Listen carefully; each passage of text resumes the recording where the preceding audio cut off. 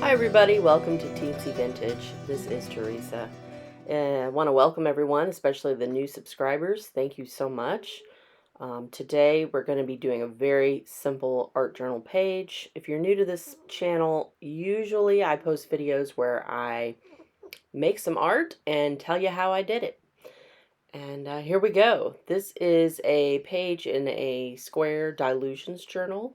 I love these because they have great paper. They can handle a lot of media and moisture. I have a Tim Holtz paper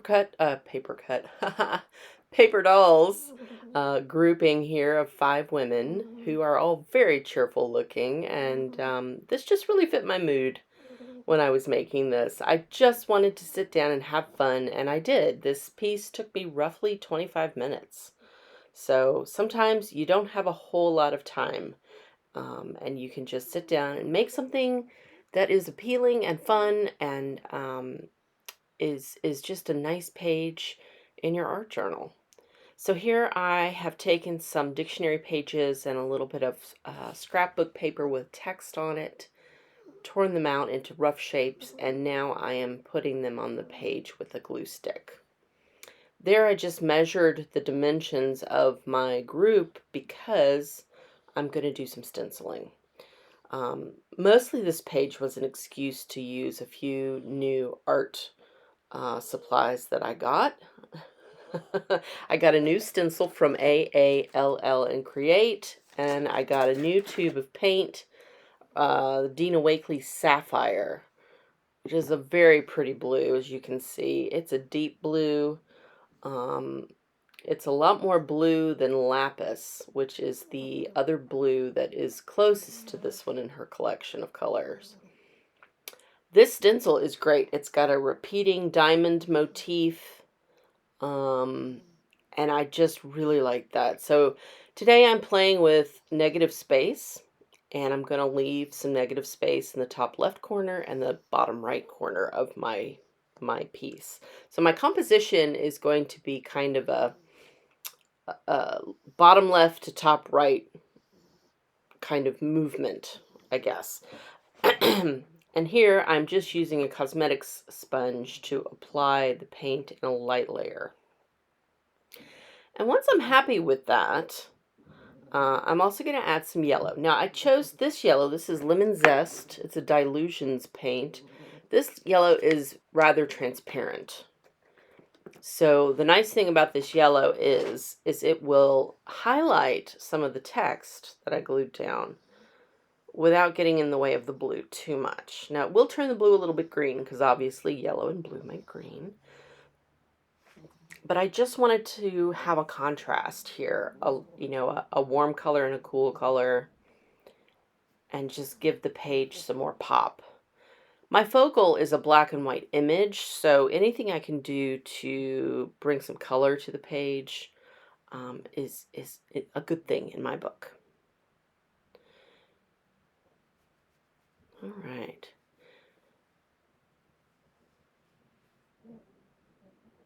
So now I'm going to dry everything, make sure this layer is dry, because we're going to put a little bit of gesso down in a moment.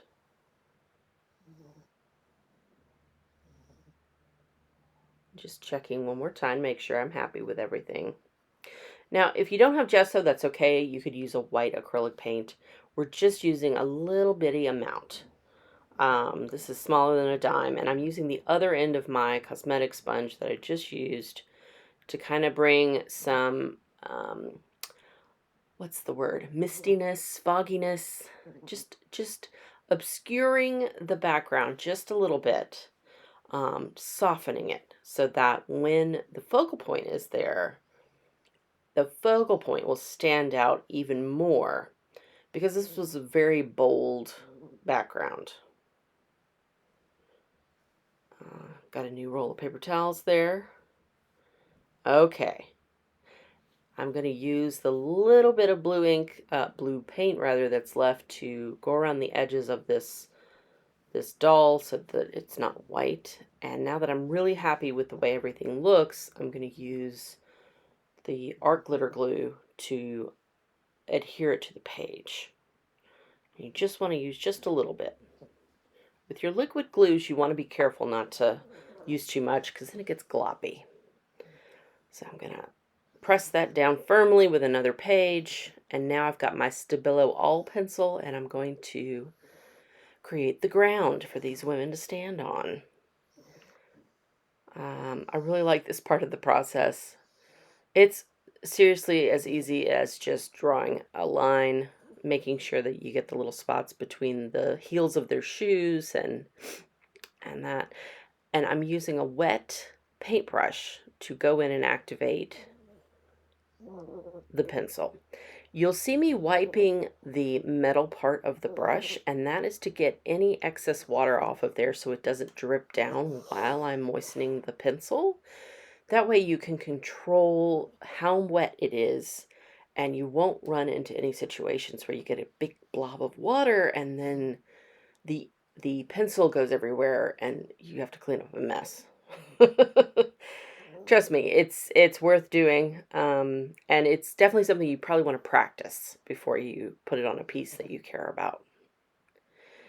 And now I'm going to look for a sentiment to put down there. I figured it needed something, and I wasn't sure what. It took me a while to find something. I went through all of my little sticker books here of phrases and words. Finally, I found one. I found cast of characters, which I think was in just the regular Tim Holtz clippings collection, which worked. That was fine. I do have a number of little boxes and little collections of my own text that I've cut out of books, but like I said, this was a quick piece. Not too terribly worried about it. I'm going to ink up the edges just to give it a finished look and put that right there below my focal. And that's it. Like I said, this was a super fast piece, very fun. I really had a good time making this. I hope you all have fun making art today, tomorrow, sometime soon, and I will see you next time.